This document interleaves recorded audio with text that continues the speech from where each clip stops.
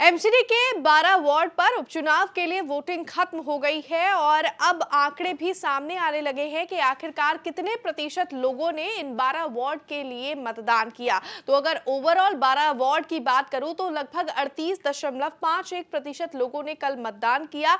लेकिन अब हम एक एक सीट का आकलन कर रहे हैं कि आखिरकार उस वार्ड पर जनता किसे वोट दे रही है। और हमारे साथ इन तमाम जानकारियों के साथ हमारे सहयोगी अमरदीप कुमार भी जुड़ गए हैं और अमरदीप से हम जानेंगे ग्रेटर कैलाश वार्ड के बारे में। और ग्रेटर कैलाश वार्ड के बारे में अगर एक सरसरी नजर में आपको बताऊं तो एक पॉश इलाका है और इस बार ग्रेटर कैलाश में कितना प्रतिशत मतदान अमरदीप दर्ज किया गया? ग्रेटर कैलाश वार्ड में जो मत प्रतिशत जो था वो 26 पॉइंट कुछ परसेंट था। और जैसा कि अब ग्रेटर कैलाश वार्ड क्योंकि पॉश इलाका है और वोटिंग परसेंटेज यहाँ पे कम होना ये एक पुरानी परंपरा है। हालांकि बाई इलेक्शन है तो बाई इलेक्शन में वैसे ही जो परसेंटेज है वो कम मापी जाती है, लेकिन जिस तरह से परसेंटेज में कमी हुई है जीके वार्ड में, ये पूर्वानुमान तो था कि यहाँ पे वोटिंग परसेंट कम होगी, लेकिन उससे भी ज्यादा यहाँ पे कम मापी गई। और मैं आपको बता दूं मतदान वाले दिन जब हम लोग ग्राउंड में सेंटर पे जा रहे थे तो कई लोग ऐसे मिले जिनको पता भी नहीं था कि आज वोटिंग है, आज एमसीडी का चुनाव है। क्योंकि जो रास्ते होते हैं पोलिंग बूथ के उसको दिल्ली पुलिस क्या करती है, एक बैरिकेड लगा देती है ताकि कोई भी गाड़ी आए जाए नहीं। लेकिन कॉमन वहाँ के जो निवासी थे वो उधर से गुजर रहे थे और रास्ता बंद होता देख वो लोग पूछते थे कि भाई क्यों रास्ता बंद है। तो उस समय वो लोग जानते थे कि आज कॉरपोरेशन का चुनाव है। तो कहीं ना कहीं लोगों में चलिए जागरूकता जानकारी थोड़ी कम होगी, क्योंकि पौष इलाके में लोग बहुत कम होते हैं जो आसपास की चीजों पर ध्यान दे, अपने काम में ज्यादा व्यस्त रहते हैं लोग। तो मेरे कहने का मतलब ये है कि कई लोग ऐसे भी मिले जिनको पता नहीं था कि आज उपचुनाव के लिए उनके वार्ड का मतदान होना है। तो इससे लगता है कि मतदान का जो परसेंटेज है क्यों कम हुआ है, उसके पीछे ये भी कारण है। और एक जो ओवरऑल जब मतदान होता है तो आपको देखने में मिलता है कि पूरी दिल्ली में छुट्टी होती है, कई लोग ऑफिस नहीं जाना होता है। हालांकि संडे का दिन था, लेकिन इसके बावजूद भी जो परसेंटेज ऑफ वोटिंग होनी चाहिए, जो आशा किया गया था कि थोड़ा बहुत बेहतर होगा, वैसा नहीं हुआ। लेकिन हाँ ये है कि जितना 26 पॉइंट कुछ परसेंट हुआ है, इससे अब एक चीज और निकल के सामने आ रही है कि अब इस वोटिंग परसेंटेज में कौन जीत के आएगा कौन नहीं, ये भी एक बहुत बड़ी बात हो गई है। जी।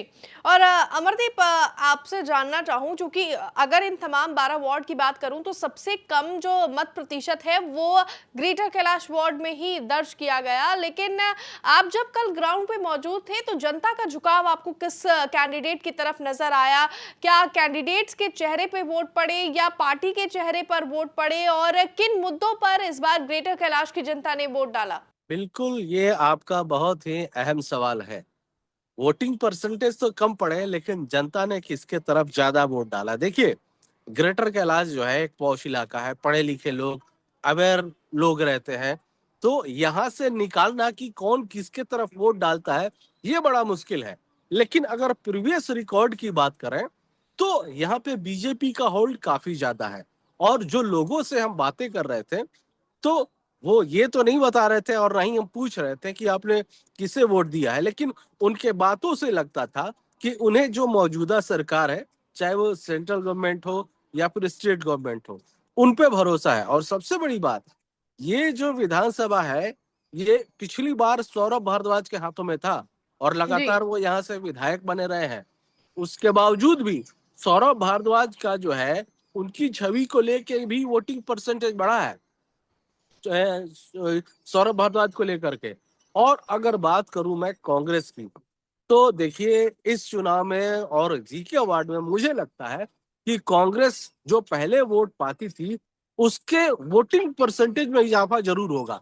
क्योंकि इस बार जो जीके वार्ड में हमने चुनाव की तैयारी देखी उसमें भारतीय जनता पार्टी बहुत पुरजोर तरीके से चुनाव लड़ी थी। उसके सांसद, इस लोकसभा के सारे विधायक, ज्यादा से ज्यादा कार्यकर्ता, क्योंकि जब वोटिंग पड़ता है तो जो पोलिंग बूथ होता है उसके बाहर एक स्टैंड लगता है, टेबल लगता है, सभी पार्टियां अपना अपना जो है वो टेबल लगाती हैं लोगों को पर्ची देने के लिए जो वोट देने जाते हैं।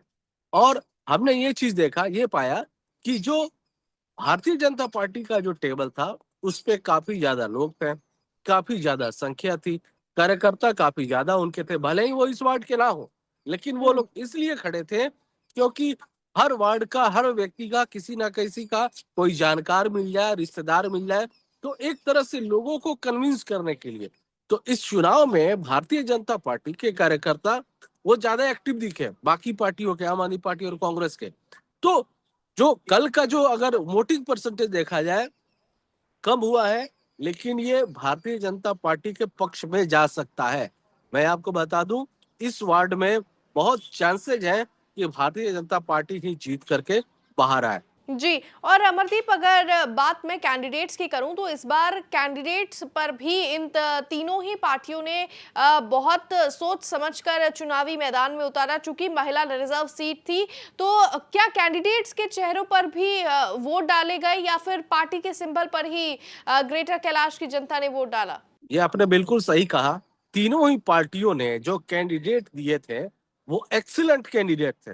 जिस तरह की यहाँ की रिहायशी है, जिस तरह के लोग हैं, बिल्कुल उनके मुताबिक कैंडिडेट दिए थे। सारे ही सारे कैंडिडेट इंटेलेक्चुअल, पढ़े लिखे और एक दूसरे को समझने वाले। अब देखिए, भारतीय जनता पार्टी की जो कैंडिडेट थी वो पढ़ी लिखी थी, उनका पुराना बैकग्राउंड है, उनके फैमिली के लोग यहाँ से पार्षद रह चुके हैं, उनके खुद पिताजी ग्रेटर कैलाश में आरडब्ल्यूए रहे हैं और वो खुद उनके साथ जाती थी और आरडब्ल्यूए के मीटिंग के दौरान लोगों से मिलती थी, बात करती थी। यानी एजुकेशन के साथ साथ ग्राउंड पे भी सोशल को काम कैसे किया जाता है इसकी उन्हें जानकारी थी। अब बात करते हैं कांग्रेस की। कांग्रेस ने जिस कैंडिडेट को उतारा है वो हायर पढ़ी लिखी और हायर प्राइवेट सेक्टर में जॉब की हुई है, लाखों का उनका पैकेज होगा, और वो सारी चीजें छोड़ के वो उसको जो है कांग्रेस पार्टी ने टिकट दिया था। और आम आदमी पार्टी की बात करें तो ये भी, इनके भी जो कैंडिडेट हैं ये पढ़ी लिखी थी। उनका नाम इष्टा गुप्ता, इष्टा है, और पढ़ी लिखी है। और अरविंद केजरीवाल, मनीष सिसोदिया, सौरभ भारद्वाज, इन आम आदमी पार्टी के बड़े बड़े नेताओं के साथ वो ग्राउंड पे काम कर चुकी है। यानी लोगों के बीच रहने का जो है इन लोगों के पास एक्सपीरियंस तो था, लेकिन एक चीज जो कमी थी इन तीनों ही कैंडिडेट में वो ये थी, ये तीनों ही पहली बार किसी तरह के चुनावी मैदान में उतरे हैं, पहली बार अपनी पार्टी का रिप्रेजेंटेशन वो कर रहे हैं चुनाव को लेकर के। तो ये अनुभव की कमी तीनों ही कैंडिडेट में थी, लेकिन इस अनुभव का जो डैमेज कंट्रोल है इस सभी पार्टियों के संगठनों पर जिम्मेदारी थी। और इसीलिए मैं बोल रहा हूं कि भारतीय जनता पार्टी का संगठन, उनके लोगों ने जिस तरह से पूरे चुनाव जो चुनावी दौर था उस दौरान जिस तरह से काम किया वो बिल्कुल एक अप लेवल पे थे। और जी। आम आदमी पार्टी जो है उसने भी पूरा जोर लगाया। जी। हम्म। जी अमरदीप, और अगर अंत में आपसे आपका फाइनल कमेंट लूं, आपका आकलन क्या कहता है? तो साल 2022 के जो नतीजे थे, ग्रेटर कैलाश वार्ड पे शिखा राय जो है वो 2674 वोटों से जीती थी। तो क्या ये मार्जिन अंजुम मंडल रिवाइव कर पाएगी या फिर आम आदमी पार्टी या कांग्रेस के किसी कैंडिडेट से उन्हें सेंधमारी इस मार्जिन में हो सकती है? देखिए, मार्जिन में थोड़ी कमी बेसी होगी, लेकिन परिणाम जो है वो जहां तक मुझे लगता है फिर दोबारा से रिपीट होंगे और अंजुम मंडल ही जीत के आएगी। इसके पीछे कारण ये है, एक तो वोटिंग परसेंटेज जो है वो कम होना, दूसरा जी। कारण ये है कि इस बार कांग्रेस पार्टी अच्छे तरीके से चुनाव लड़ी है। कांग्रेस पार्टी के जो कैंडिडेट है, जो संगठन है, क्योंकि मैंने कैंपेनिंग के दौरान देखा कि कई ऐसे कांग्रेस पार्टी के नेता जो कि कई सालों से बिल्कुल लुप्त नहीं नजर आ रहे थे क्योंकि संगठन उस तरह से काम उनसे नहीं लड़ रही थी, इस छोटे से वार्ड के चुनाव में जो पहले कभी विधायक थे, जो पहले कभी सीनियर लीडर थे, वो लोग आकर के चुनाव मैदान में अपने कैंडिडेट के लिए सड़क सड़क दौड़ रहे थे, दरवाजे दरवाजे घूम रहे थे।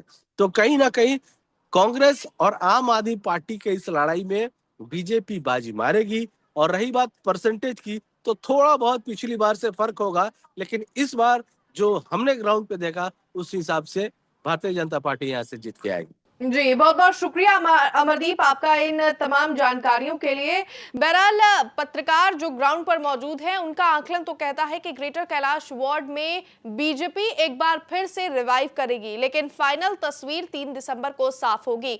फिलहाल इस वीडियो में बस इतना ही, लेकिन दिल्ली एमसीडी बाई इलेक्शन से जुड़ी हुई तमाम खबरों को देखने के लिए आप देखते रहिए दिल्ली तक।